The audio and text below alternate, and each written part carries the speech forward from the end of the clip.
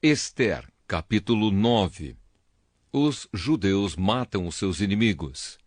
Chegou o dia 13 do 12º mês, o mês de Adar, o dia em que deveria ser cumprida a ordem do rei. Era o dia em que os inimigos dos judeus esperavam dominá-los. Mas o que aconteceu foi o contrário. Os judeus derrotaram os seus inimigos. Em todas as cidades do reino onde havia judeus, eles se reuniram para atacar os que queriam matá-los. Ninguém podia resistir aos seus ataques, pois todos estavam com medo deles. Todos os oficiais das províncias, isto é, os chefes dos vários povos, os representantes do rei e os governadores das províncias ajudaram os judeus, pois tinham medo de Mordecai. A fama dele se havia espalhado pelo reino inteiro e todos sabiam que ele tinha muita autoridade no governo. E o poder de Mordecai ia aumentando cada vez mais. Portanto, os judeus fizeram com os seus inimigos o que queriam. Mataram todos com as suas espadas. Não deixaram ninguém escapar. Em Suzã, a capital, eles mataram 500 homens. Mataram também os 10 filhos de Amã, filho de Amedata, o inimigo dos judeus.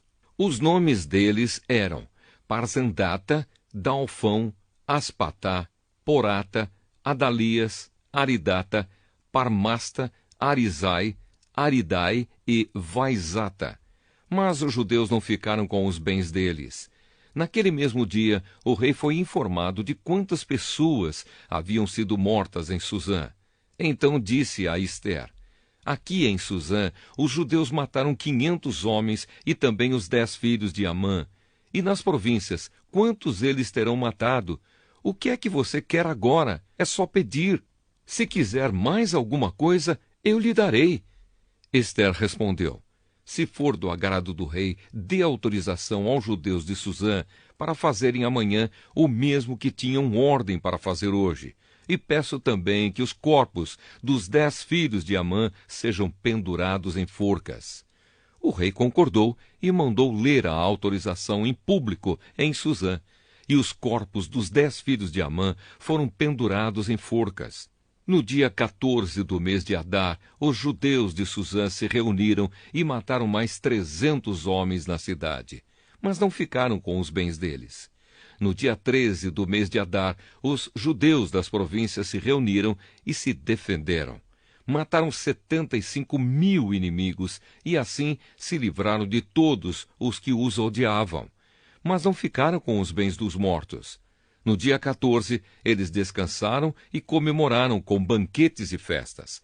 Mas em Suzã, os judeus comemoraram no dia 15 do mês, pois nos dias 13 e 14 eles mataram seus inimigos e só no dia 15 descansaram.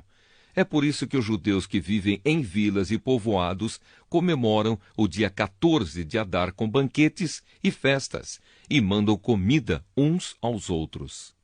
A festa de Purim.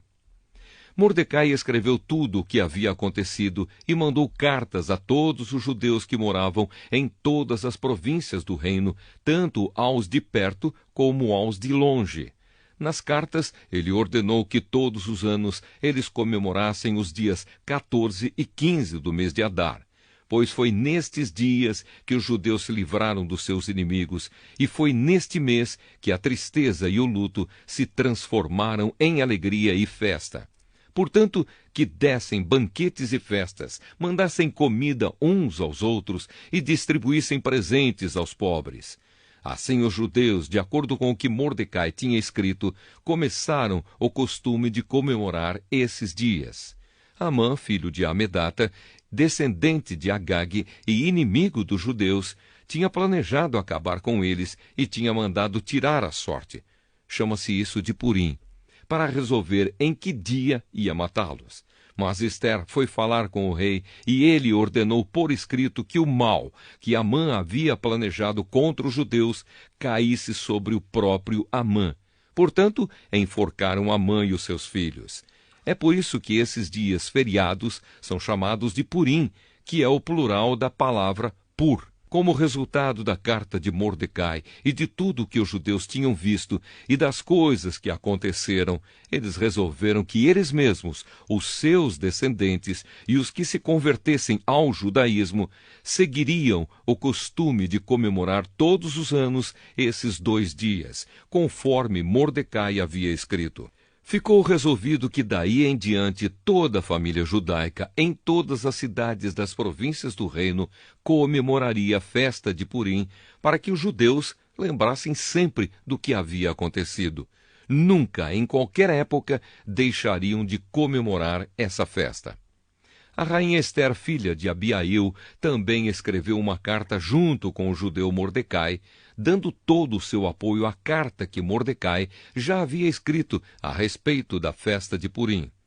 Cópias da carta foram mandadas a todos os judeus das 127 províncias do reino, desejando-lhes paz e prosperidade e confirmando que a festa de Purim devia ser comemorada nos dias marcados.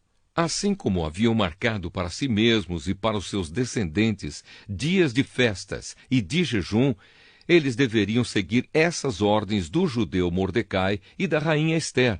A ordem de Ester, confirmando as instruções para a comemoração de Purim, foi escrita num livro.